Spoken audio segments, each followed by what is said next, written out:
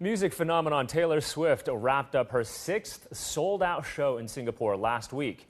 Her Eras World Tour began back in March of 2023 and includes several international destinations, including Paris, Tokyo, and London.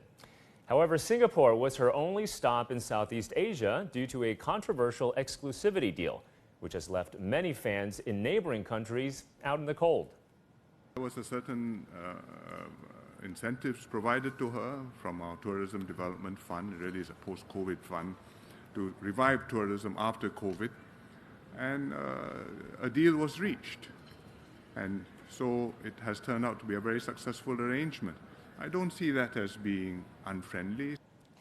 Well, Swift's tour dates in Singapore brought in tens of thousands of fans from across the region, all staying in hotels, eating out in restaurants, and spending much more than a concert ticket.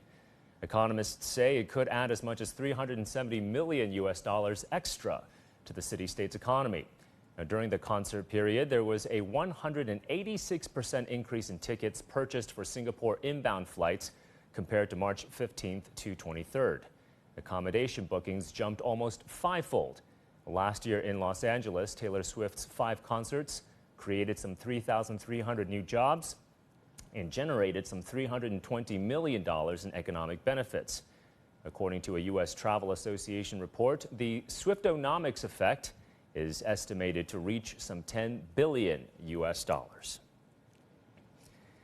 Well, hundreds of thousands of Taylor Swift fans descended upon Singapore last week for the pop star's The Eras Tour. That's the latest of her tourism-boosting concerts. And as our Yin Junyi reports, while China missed out on the singer's tour this time, her devoted Chinese fans have managed to shake it off. Singing, dancing, and screaming, 21-year-old Yu Qinghao is telling his friend Liu Zhenyang how his wildest dream came true at Taylor Swift's latest concert in Singapore. They have been fans of the pop star for more than 10 years. For Swifties like Liu, not going to the concert doesn't mean there's a blank space in their fan club schedule. They say it's worth using their savings to show their devotion. I spent around 15,000 yuan in total, 8,000 yuan for the ticket. My flights and accommodation costing over 4,000 yuan. I hope she can hold concerts in China. But I'm willing to travel to other countries in the region like Singapore and Japan to attend concerts. For example, holding a music festival, it will cost us 3,000 to 4,000 yuan to design logo and poster. And it's much easier to pack out cinemas for her concert film and make some souvenirs by ourselves. Fans will only need to pay their film tickets. The visa-free travel arrangements between China and Singapore also made attending the concert more convenient and accessible for her Chinese fans. Many say it's a long-awaited dream come true. It's very convenient to fly to Singapore. There's no time difference between China and Singapore, which makes it easier for us to attend the concert. Fans like us have been listening to her music and watching her movie since we are young. That really mentally supports most of us and give us comfort. We are willing to use our money to support her. According to the estimates by Maybank, 7 in 10 of the 300,000 concert goers last week in Singapore were from overseas, including China, spending up to $370 million on hotels, food, and entertainment there. Such enormous and devoted fan base also brings in profits for many other industries. Today's consumers, especially the young generation, they are more willing to actually spend money on experiences. Things like concert, theme park, traveling, etc. I think all these concerts will bring all those gifts, souvenirs, and etc. Associated with the concert. And I think most of those things were produced in emerging countries, especially in China as well, in certain parts of China like Pearl River Delta and also Yangtze River Delta regions. Yu says it will bring a booming opportunity to the manufacturing sector and help to drive more export potential. An economic love story. Yin Junyi, ICS for CGTN, Shanghai. All right, so one of my colleagues actually went to the Taylor Swift concert in Singapore last week. The #1 Swiftie in our office, Song Ya, is here in the studio to share her firsthand experience at the show. So Sonia, welcome. So look at you. You've got the T-shirt on. You've got the bracelets on as well. I'm kind of curious, how much did you actually spend at this concert? Well, one thing you didn't notice in case, the nails. Nails as well, yeah. yeah. Nails, one color for each album, Wow. according to the album cover colors. So I guess I didn't go through numbers yet, but I guess 10,000 yuan, around maybe, that's what, 1.34 thousand US dollars. But what I did was really nothing compared to those diehard fans. They come in big ensembles, costume, they spend a ton of money, fly in from further places. So I actually talked to some of the Swifties before and after the concert I went to, and here's a clip I'm going to show you. Well, I'm from the U.S., but I'm living in Bali, so I flew in yesterday for the concert, and my name's Christina. I'm her daughter. We're Canadian, but we live in Singapore. So this time you just flew in just for the concert? Just for this, yes. Okay, so how much did you spend on this event, except for the concert tickets? Everything but the tickets, you know, the costume, flight, transport, hotel? I would say probably like 2,000 probably. Dollars? Yeah. Okay. How about you? So we just are Like on the cost. and they're staying with us. And I'm including airfare. This is pretty low maintenance. Yeah, Okay. we had airfare. Yeah. How long have you been Swifties? A long time. Forever. A long time. I think they know all the words to every song. Yeah. Good. So what do you think about the event, the concert? It was amazing. It was everything you wanted it to be, right? Super memorable. Very loud though. Yes. I'm Aldrich from the Philippines, and roughly around in PHP, around 40,000. 40,000. For the concert ticket? No, for the concert ticket, 10,000. That's all. The whole thing, flight The whole tickets. thing around 40. Why would you want to spend all the money on this? It's not a one-time thing, so we have to divide it by months. Taiwan. Oh, you're from Taiwan. Yes, We're from Beijing. Oh, okay. This is my second time to hear that concert. How long have you been a Taylor Swift fan? For about 10 years. For my junior high, listen for Red Up album. I love your outfit. Where did you get that? The cape thing? It's just buy on the web, Online? on the website. Okay. Yes. And the bracelet?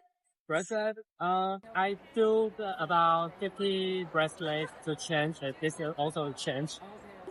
我从吉林长春来，演唱会感觉特别的完美，买了这个我的一身的这个裙子，然后还买了一些手链，然后专门为这个演唱会。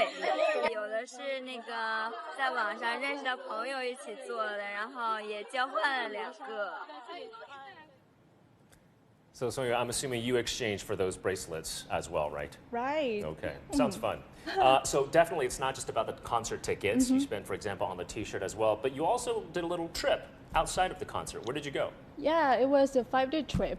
We stayed in Singapore for 3 days, in Malaysia for two more days, and we went to a small historic town called Georgetown, Penang, which is a UN World Heritage Town, which, by the way, you will love it.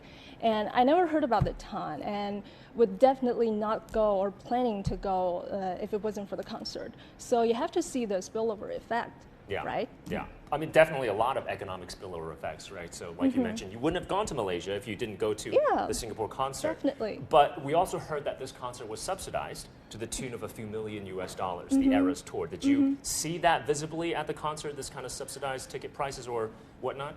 Yeah, I have a few examples. You know, the Sentosa Island, they have many outdoor entertainment activities on that island. So Taylor Swift concert goers can get extra discounts for those activities.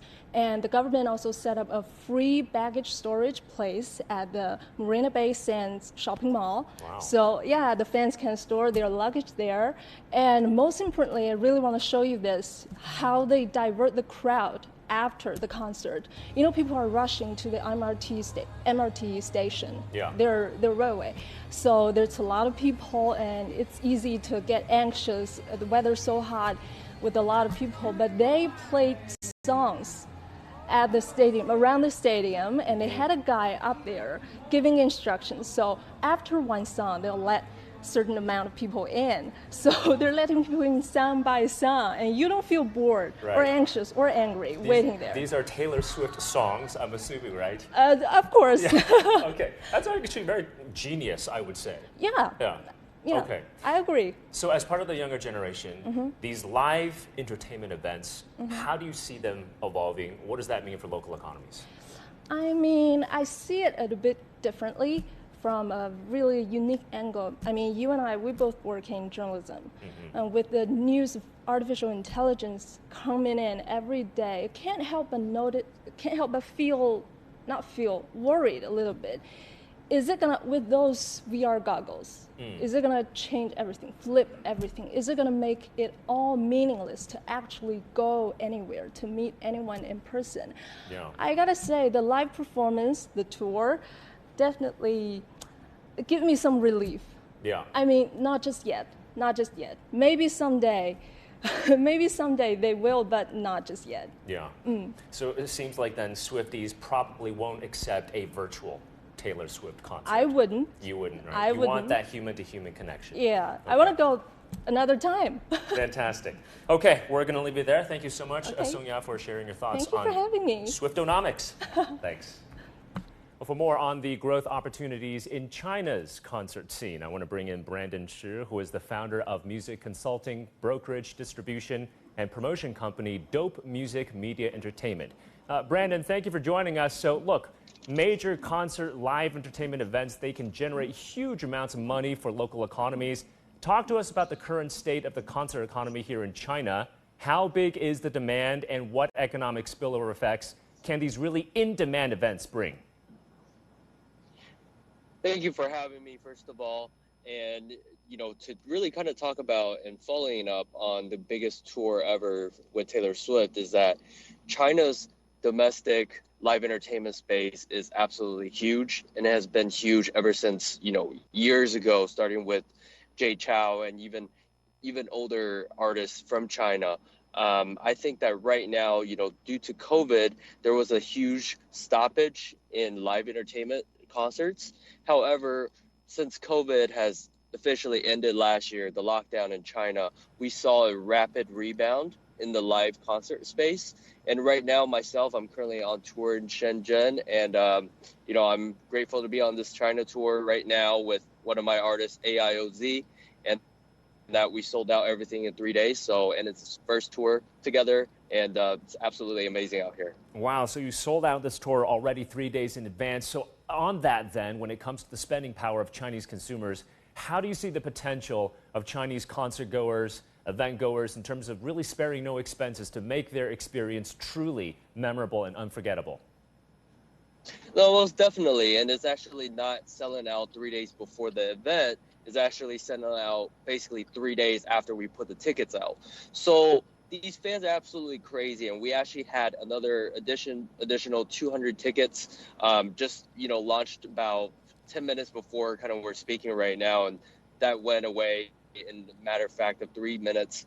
And that really what I'm seeing a lot that's coming out of Chinese fans is that they're really willing to pay for the VIP experience, from taking a picture with the artist, as well as getting their autograph and just being able to talk to them for maybe 30 seconds. And that experience alone makes it more from how you would really kind of see a lot of things happening in social media today to being able to communicate face to face. And that obviously brings out a different experience for the fans. Yeah.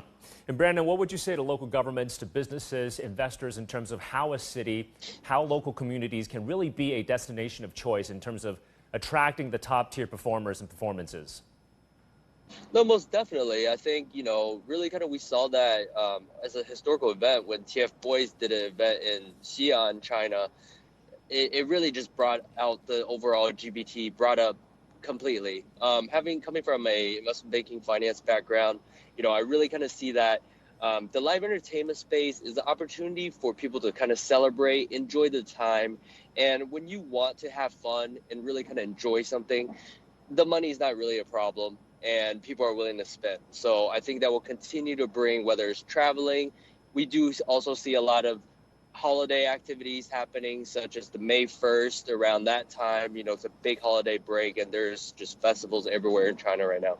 Right. So then how can international companies here in China, how can they really leverage live events and concerts in this country to create these immersive brand experiences that can really resonate with the Chinese consumer? Yeah, I think it kind of goes vice versa. I think China and the rest of the world, there is obviously a gap in the culture. However, when there are international companies who are able to bring their ideas, their culture, their values into a country like China, it really kind of builds together, right? With the brand as well as China, as these two kind of build together, we're really able to see more kind of a bigger impact and effect on the overall market.